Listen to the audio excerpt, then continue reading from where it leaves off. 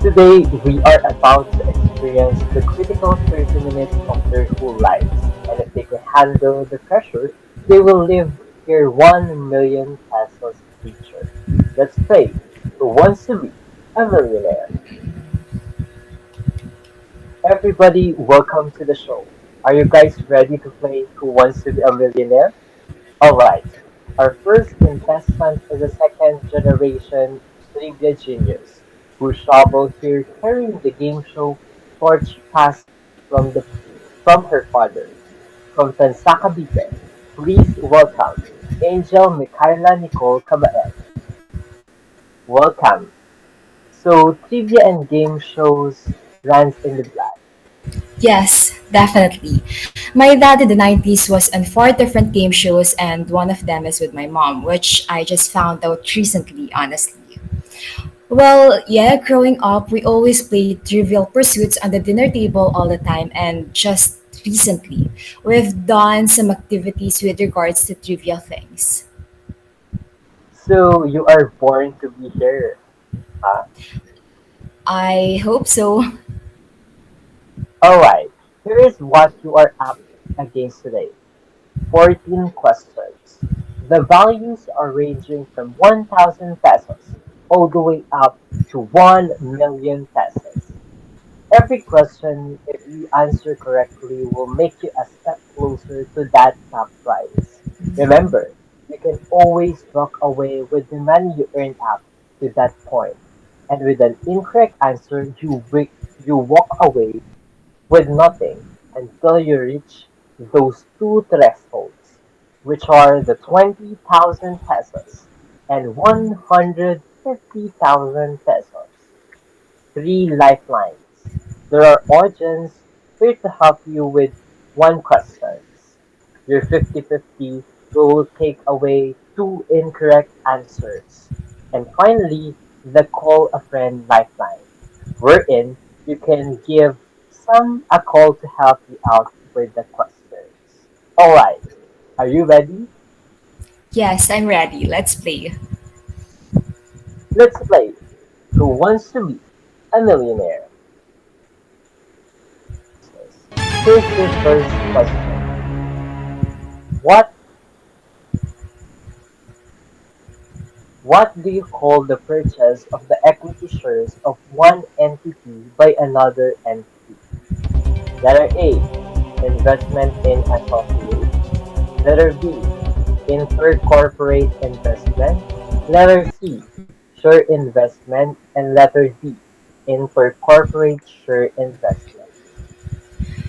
Bossing, I think I've scanned the book Tackling Investment in Associate, and for that question, I think it's not the answer because it is a wide topic eh. For letter B and C naman, I think they are just for confusion. So I think there is a missing word for that. For letter D naman, bossing, it's giving me the feels na siya talaga yung sagot and na-eliminate na yung ibang choices. So, ayan, letter D, bossing. Is that your final answer? Letter D, bossing, final answer. Are you sure? Yes, bossing. My final answer is letter D, intercorporate share investment. Letter D. Intercorporate share investment is correct. So, example of intercorporate investments include the purchase of another company's debt instruments, such as bonds or convertible debt, or equity instruments such as common shares, preferred shares, options, rights, and warrants. We must note here that it's important to note that incorporate share investments involve risk, as the value of shares can fluctuate based on market conditions and the performance of the business of the invested company. Companies considering such investments typically conduct thorough due diligence and analysis to assess the potential benefits and risks before making investment decisions.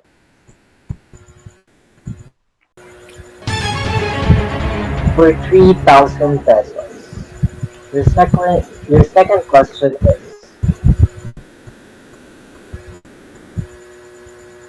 it is the power to participate in the financial and operating policy decisions of the investee, but not control or joint control over those policies. It is presumed when the investor has 20% or more voting power of the investee, and its loss can occur with or without change in the absolute or relative ownership interest. Letter A, important influence. Letter B, significant influence. Letter C, relevant influence. And letter D, no notable influence. I know that, bossing. I'm very sure that the answer is letter B, significant influence. Panggulo lang yung iba, bossing eh. Wala pa akong na-encounter so far na ganyang word sa accountancy journey ko. So, letter B talaga yan. Yung assessment kasi niyan is a matter of judgment. Also, yung voting rights dyan is considered in assessing whether an entity has a significant influence or none because if it is less than 20%, there is no significant influence, di ba, bossing? Then, yung sa loss of significant influence, it happens when it loses the power to participate in the financial and reporting policy decisions of the investee. From what I could recall, it could also occur as a result of a contractual agreement. Am I right, bossing? It seems like I don't have any right to say that your answer is wrong because all that you've just conveyed are all correct. For 5,000 pesos, your third question would be,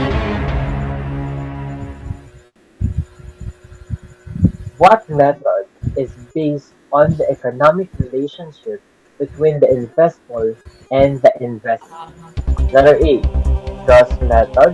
Letter B, net method. Letter C, equity method. And letter D, sales method. Oh my God. I think magiging milyonaryo na ako dito, bossing. My answer is letter C, equity method.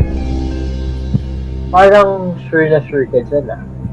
Yes, bossing equity method is the answer for that question. In fact, in this method, the investor and investee are viewed as a single economic unit, meaning they are one and the same. Additionally, this method is applicable when the investor has a significant influence over the investee, which means kapag may 20% or more voting power yung investor. So, super final answer ko, bossing, letter C, equity method. Since sinabi mo na final answer mo yan, your answer is correct. For 10,000 pesos, your fourth question is, how many accounting procedures are there in the equity method? Letter A, 6. Letter B, 5. Letter C, 7. And letter D, 9. Parang nabati yung question ng sinabi ko kanina ha. I'm not sure with my answer this time. My intelligent guess is how many procedures are there? The method. Letter D, 9? Letter D, 9 is your answer. Is this your Ay, final answer? I know, no pala, bossing. I want to change my answer. I think it's letter A, 6. Is that your final answer? Yes, bossing. Final answer na, letter A, 6. Letter A is correct. There are 6 accounting procedures under the equity method. For everyone's information po pala, ang basis dito ay ang libro ni Mr. Conrado Valix and Mr. Jose F. Peralta at Mr. Christian Aris Valix. Thank you so much po, sir. Lumalapit ka na sa 1,000,000. Kaya mo pa ba? Kayang-kaya, bossing. Let's go! For 20,000 pesos, your question is, what arises if the investor pays more or less for an investment than the carrying amount of an underlying net asset. A. Accounting problem. B. Undervaluation. C. Goodwill. D. Excess of cost over carrying amount. Parang napanood ko to somewhere sa YouTube ata, I guess. Accounting prof yun eh. Kasi yung letter D, excessive cost over carrying amount ay yung difference kapag yung investor ay nag-pay more than the carrying amount of the net assets acquired. Then yung difference na yan may attributed sa undervaluation of the investee's asset, tulad ng building, land, and inventory at goodwill, which are nasa letters B and C. Parang diyan ko rin napanood yung thought na in practice, mahirap i-determine yung specific asset na undervaluated eh. Ang dami ko lang nasabi. My answer po is letter A, accounting problem. What arises if the investor pays more or less for an investment than the carrying amount of underlying net asset? Ang sagot ay letter A, accounting problem. Your answer is correct. For 35,000 pesos, your sixth question is, if the assets of the investment are fairly valued, accountants frequently attribute the excess of cost over carrying amount of the underlying net assets to blank. A. Goodwill. B. Depreciable asset. C. Expenses. D. Inventory. I think papasok siya sa goodwill. Yung ibang choices kasi ay may kanya-kanyang explanation dyan eh. If the excess is attributable to undervaluation of depreciable asset, it is amortized over the remaining life of the depreciable asset. Kapag yung excess naman is attributable to undervaluation of land, it is not amortized because the land is non-depreciable. Also, the excessive amount attributable to undervaluation of land is expense when the land is sold. Then, if the excess is attributable to inventory, the amount is expense when the inventory is already sold. If the excess is attributable to goodwill naman, it is included in the carrying amount of the investment and not amortized. However, the entire investment in associate, including the goodwill, is tested for impairment at the end of each reporting period. Grabe, parang kabisado mo yung content ng book na nabasa mo ha. So, your answer is goodwill, right? Feel ko may photographic memory talaga ako, bossing. Kidding aside. Anyways, bossing, my final answer is goodwill, letter A. Napakahusay. You got the correct answer. For 50,000 pesos, your question is, according to past 20, paragraph 32 provides that any excess of the investor's share of the fair value of the associate's identifiable assets and liabilities over the cost of the investment is included as blank in the determination of the investor's share of the associate's profit or loss in the period in which the investment is acquired. Letter A, expense. B, income. Letter C, loss. And letter D, gain.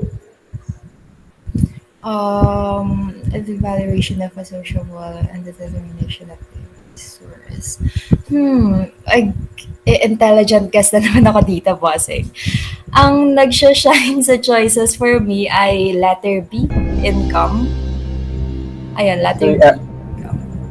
so your answer is income. Is that final?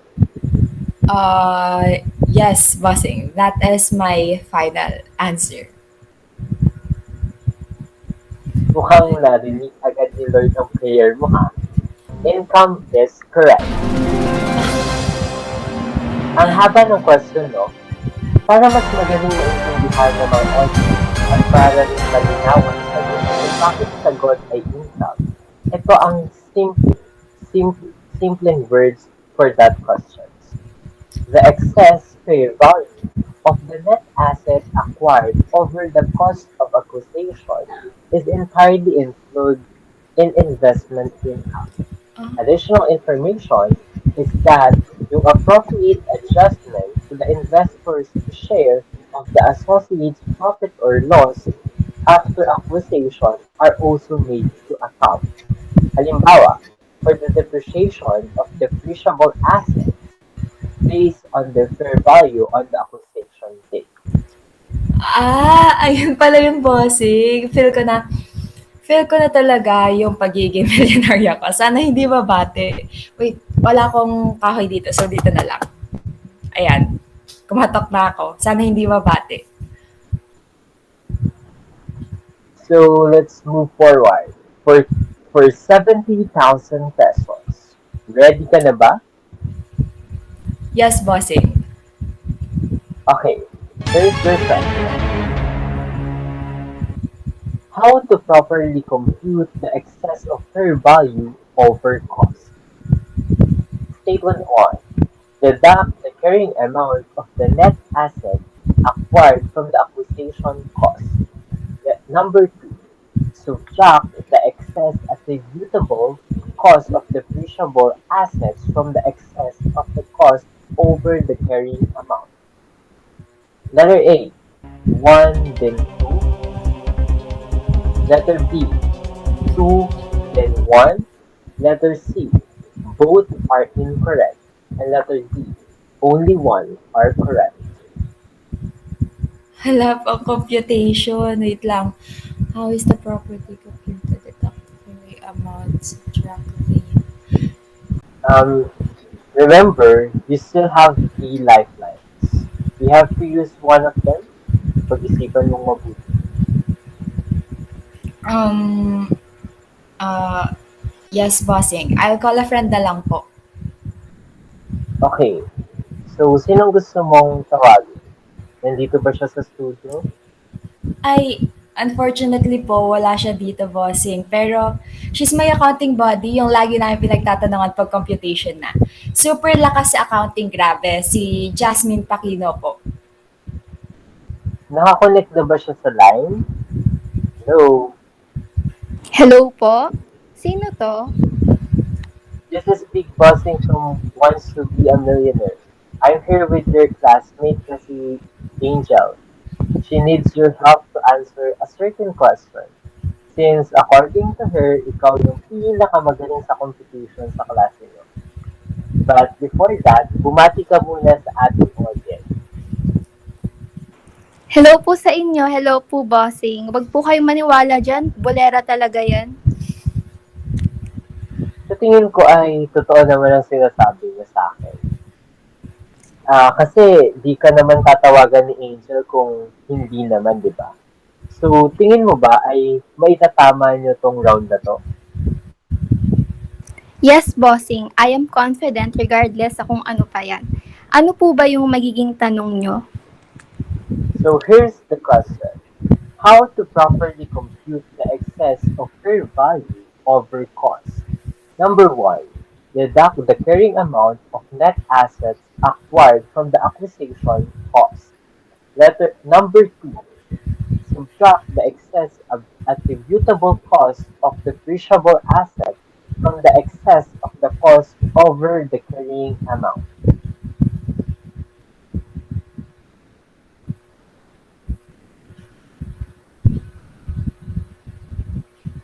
Hello, nandiyan ka pa ba?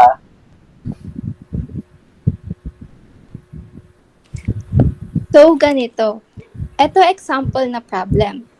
At the beginning of the current year, an investor purchased 40% of the ordinary shares outstanding of an investee for 15 million pesos, when the net assets of the investee amounted to 30 million pesos.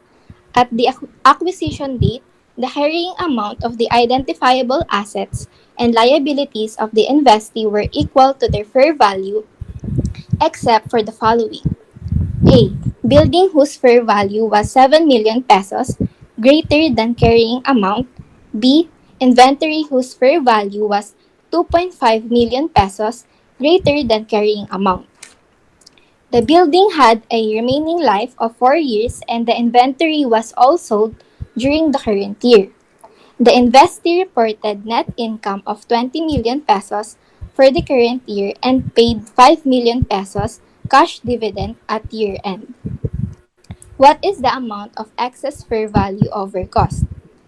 Dito, first, ay ide-determine mo muna yung acquisition cost. Sa problem ay given na siya which is yung 15 million pesos. Next ay, i-compute mo yung carrying amount of net assets acquired. Bali, 40% times 30 million pesos equals 12 million pesos. Ngayon naman, ide-deduct mo yung nakuha mo from the acquisition cost, edi mag-a-arrive tayo sa difference na 3 million pesos. Ayun yung tinatawag na excess of cost over carrying amount. Siyempre, di pa tayo matatapos dyan. Kukunin pa natin yung excess na directly attributed sa building at inventory. For building, 7 million times 40% equals 2,800,000. For inventory naman, 40% times 2.5 million equals 1 million pesos. So, yung dalawang nakuha natin ay isasubtract natin sa 3 million na nakuha natin kanina. Bale, 3 million minus 2.8 minus 1 million, ang sagot ay negative 800,000. Bale, yung 800,000 na yan, yung excess fair value over cost. So, ang sagot sa problem ay letter A, following the steps na ginawa natin sa example problem na provide ko. I'm so speechless. Ang lupet. O, Angel, maniniwala ka ba kay Jasmine? Ang sagot niya ay letter A. The first step is the number 1, followed by number 2. Do you want to take a risk with her answer or you want to have an intelligent guess? Siyempre, maniniwala ako, bossing. Si Jasmine na yan eh. Letter A, bossing. Final answer. Since sinabi mo ng final answer mo na, Alpha is correct. Galing ni Jasmine. Ay, walang kupas talaga ang brain cells mo. Thank you. Ililibre kita ng house and lot mamaya. Hi, Jasmine. Thank you, Jasmine. Singilin mo na lang si Angel mamaya. Thank you po, bossing. For 100,000 pesos. Question is, according to past 28, paragraph 38, provides that if an investor's share of losses of an associate blank the carrying amount of an investment, the investor is continuous recognizing its share of further losses. The investment is reported at nil or zero value. Letter A equals, B exceeds, C equals or exceeds, letter D equals and exceeds. Yes, thank you, Lord. Report ko yan dati eh. Kung sinuserte ka nga naman. Ganito kasi yan, bossing. I-report ka rin dito. Under yan na investee with heavy losses eh. Diyan, kapag yung share of losses ay nag-equal or nag-exceed na sa carrying amount, tinitigil na ng investor na i-record or i-recognize yung further loss.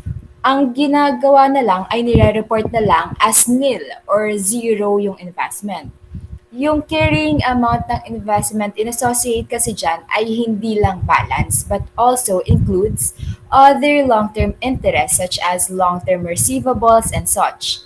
Pero yung trade receivables and other long-term receivable po, may collateral ay hindi kasama or excluded from the carrying amount of an investment in associate. So, ang sagot ko, bossing, ay letter C, equals or exceeds. At final answer na yan, bossing. Period, no erase. Nag-period at nag-low erase ka na. Ano pa bang magagawa ko? Letter C. is correct. Congratulations. Ay, thank you, bossing, para sa ekonomiya. Let's go! Kumusta? Kaya pa ba? Kakayanin mo dahil para sa 150,000 pesos. Handa ka na bang malaman ng next question? Next question mo? Yes, bossing, kaya ko to. So for 150,000 pesos, your question is, losses recognized using the equity method are applied in the following order. 1. Investment in associate. 2. Investment in preference shares of associate. 3. Loans and advances to associate. Letter A, 2, 3, 1. Letter B, 3, 2, 1. Letter C, 3, 1, 2. And letter D, none of this. Hala, bossing, maka magre-report uli ako dito ha.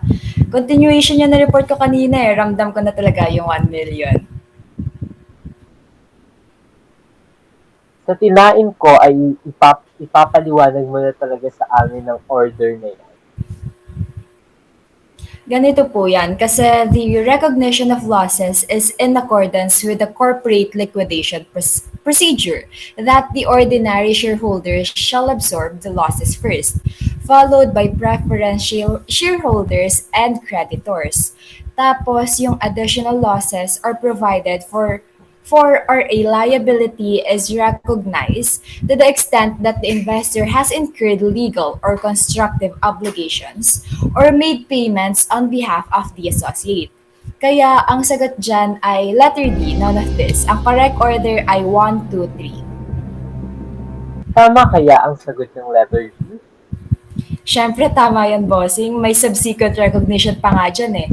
Bale doon ay yung investor share in the net income of the associate ay recorded as a reversal of the loss previously recognized respectively. Loans and advances to associate, investment in preference shares of associate at investment in associate. Stated din sa book na source ko noon ay yung recognition of income related to loans and advances to associate and investment in preference shares of associate shall be limited to the share of losses previously applied to such interest. Wala na akong masabi. Dahil dyan, congratulations. Mayroon ka ng 150,000 pesos. Ay, thank you. Thank you, bossing. You're now 3 questions away to 1 million pesos. Mayroon ka ng 150,000 pesos sa money fee. Do you still want to take this wonderful risk? Siyempre, bossing, pera na to eh. Di ko to aayawan. You say so. Ito na ang iyong katanungan for 250,000 pesos. If there is an indication that an investment and associate may be impaired, past 28, paragraph 40 requires that an impairment loss shall be recognized whenever the carrying amount of the investment in associate blank recoverable amount. The recoverable amount is measured as the blank between fair value less cost of disposal and value in use. A equals and lower. B exceeds and lower. Letter C exceeds or higher. Letter D equals or higher. Medyo di ko sure dito, bossing. Remember, you still have two lifelines left. Do you intend to use it now? I think yes, bossing. This time, maniniwala naman ako sa sagot ng audience. Oh, anong letter para sa inyo ang sagot?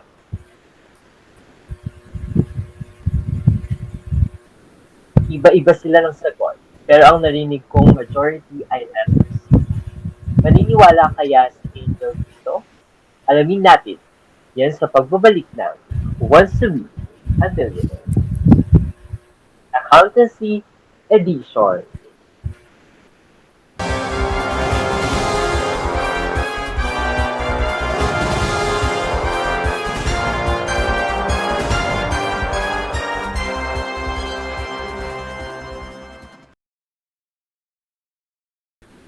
Nagbabalik ang Who Wants to Be a Millionaire? Si Angel ay may 150,000 pesos na sa money tree. Para sa 250,000 pesos, ano kaya ang mahiwagang letter na dapat niyang isagot? Sabi ng audience ay letter C. Angel, ano sa tingin mo? Bossing, I think na-figure out ko na bakit C yung sagot ng karamihan. Medyo na-recall ko na yung na-discuss sa amin dati kasi yung impairment loss na formula ay carrying amount minus recoverable amount. Then yung recoverable amount naman ay nami-measure kung ano yung mas mataas, yung fair value less cost of disposal at sa value in use. So, dyan, magiging exceeds. So, unang blank, then higher sa second one. Bale, letter C po, bossing. Sigurado ka na ba dyan? I will give you minutes to think. Ang laking halaga ng masasayang dito.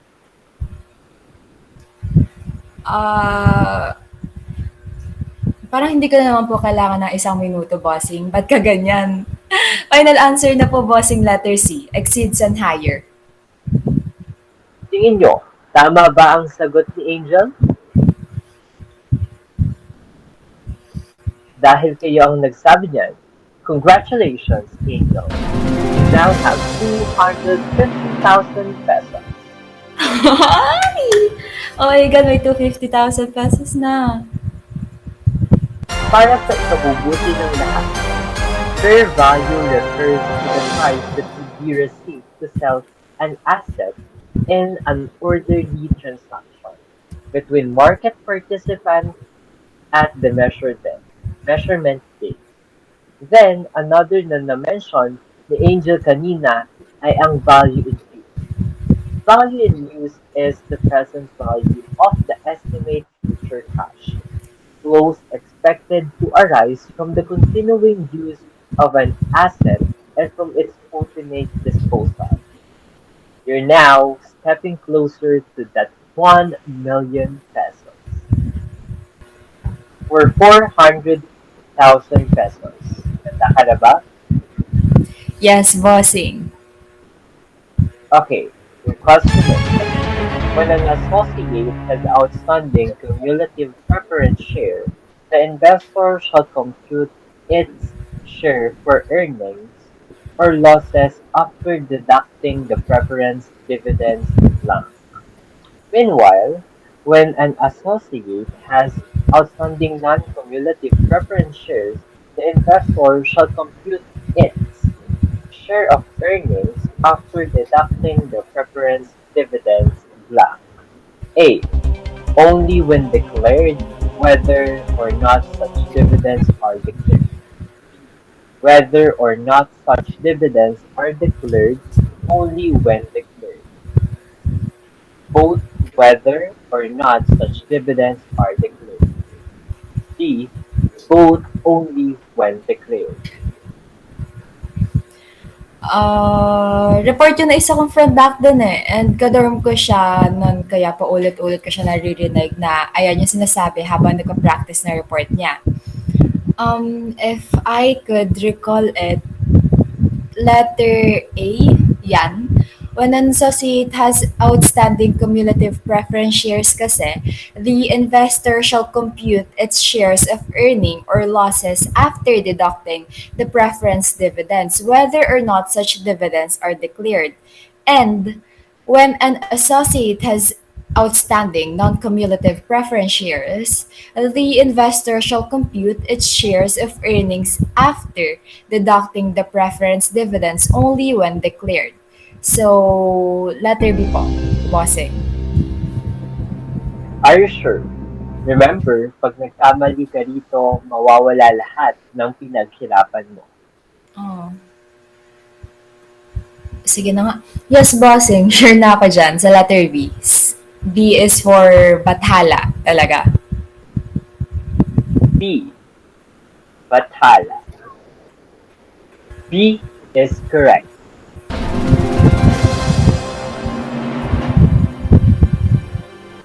Palapit ka na ng palapit sa tumatagising na isang milyong. Ang question mo sa round na ito ay for 600,000 pesos. Here's your question. The investor share in changes arising from the evaluation of property, plant, and equipment, and from foreign exchange translation differences in recognized blank of the investment. A. Retained earnings. B. Directly in equity. C. Indirectly in equity. Letter D. Revenue. Ah, kinakabahan ako dito ah. Remember, mayroon ka pang lifeline na natitira. You can use it. No bossing. Actually, ang pinagpipilian ko na lang ay letters B and C. Kasi yung letter A ay no na agad since iba yung concept niyang retained earnings set. So revenue naman, ang labo na doon marirecognize. So it's either directly or indirectly sa equity na lang or ah, ano ba? Okay. Directly in equity to bossing. Sure ka na ba dyan? Remember, ang laking amount ng masasayang sa'yo. Parang may bumabulong sa akin Angel Bossing. Sabi niya, letter B daw. It is what it is na lang siguro ako dito, Bossing. Pero sa tingin ko, letter B na talaga ako. Mas nag-way siya for me than letter C. Yes. So my final answer is letter B, Bossing. Ano pa nga bang laban ko kung anghel na ang bumubulong sa'yo? Congratulations, you have now, congratulations, you now have 600,000 pesos. So, adjustment to the current amount of investment in an associate may be necessary for changes in the investor's proportionate interest in the investee arising from changes in the investee's equity that have not been recognized in the investee's profit or loss. Such changes include those arising from the evaluation of property, plant, and equipment, and from foreign exchange translation differences. The investor's share of those changes is recognized directly in the equity of the investor. We're now one step closer to 1 million pesos. Excited ka na bang mapasayo ang 1 milyon? Ay, sino ba namang tatanggi dyan, Bossing? Para sa akin talaga yan. Makakabili na ako ng isang dosenang iPhone 14 Pro Max, 1 terabytes fully paid. At para mapasayo na ang 1 milyon, eto na ang iyong huling katanungan for 1 million pesos.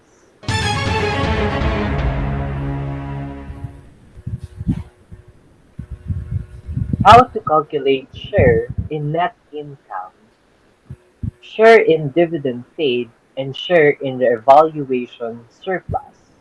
A. Multiply each reported amount to the percentage of the investment in associate. B.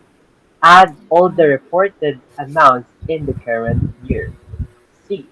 Subtract the lowest amount from the largest, then add the remaining one. Letter D. You do not need to calculate any of them. Hala, pang computation na naman siya. Hey, kaya ko 'to. Hindi ako gagamit ng lifeline. Papakita ko sa buong mundo na kaya ko sarili ko. Huy, Kimi! Ay, ano ba na akong suot dito? Um, ano ba natin? You can explain with an example problem para mas maging malinaw, lalo na sa audience natin. Wait. Eto bossing. Naalala ko during my kasipagan days. Eto po yung problem. Wait. Ano yun? Ayan. The investment in associate is 20% as a consequence of which the investor has significant influence over the investee. The investee reported the following for the current year. So, kunwari, net income is equal to 6 million pesos. Dividend paid is equal to 2 million pesos and your valuation surplus is equal to 3 million pesos. So, yung tanong dito, what amount should be recorded as share in net income, share in dividend paid, and share in revaluation surplus, respectively? So, ganito po yan, bossing. Since ang question ay about shares, simple lang pala siya, bossing.